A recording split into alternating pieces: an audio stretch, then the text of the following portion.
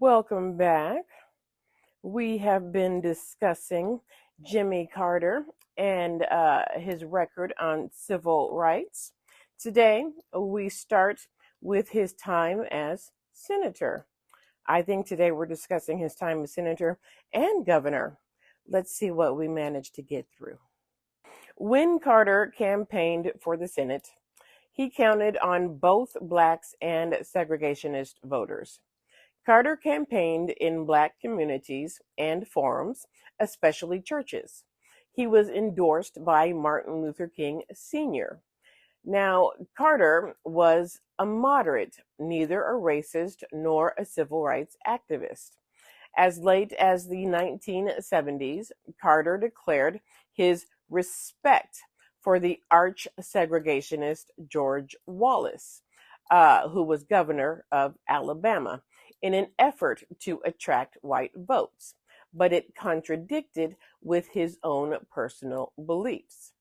While campaigning, Carter did not call for the integration of Georgia's schools, but he did not oppose the court orders and federal authorities enforcing integration. Now, he becomes state senator. We know this, right?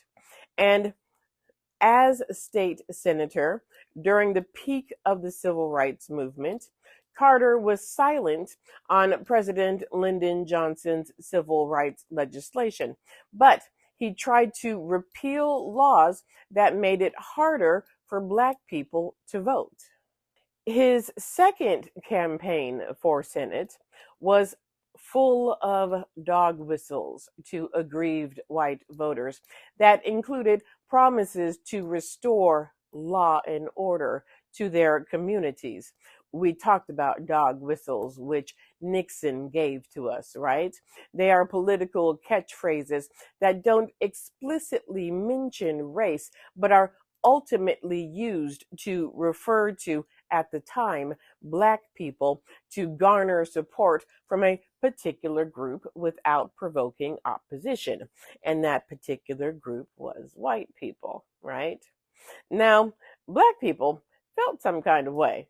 Yeah, they felt some kind of way about these dog whistles, but Carter made it up to them in his inaugural address after he won his race for governorship.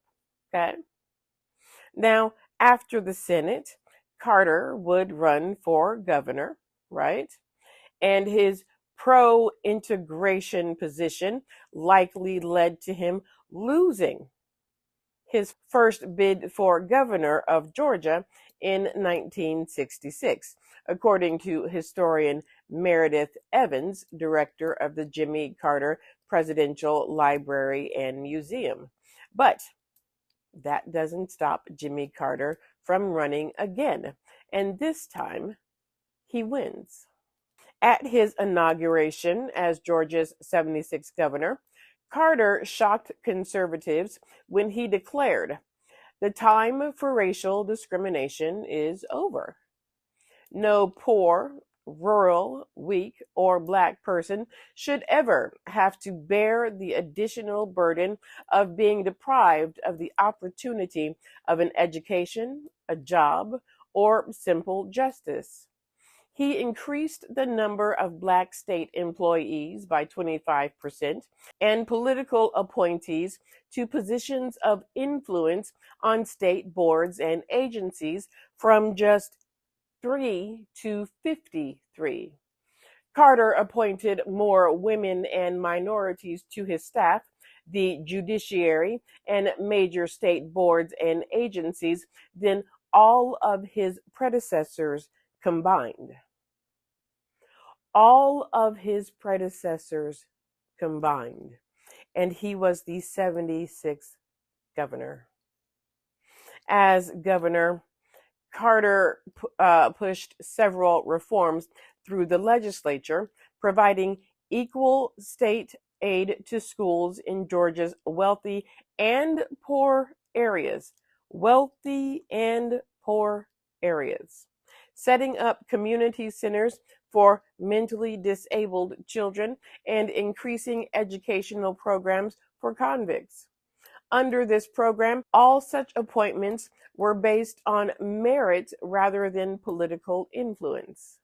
Civil rights were a high priority for Carter, who added Black state employees and portraits of three prominent Black Georgians to the Capitol building: Martin Luther King Jr., Lucy Craft Laney, and Henry McNeil Turner.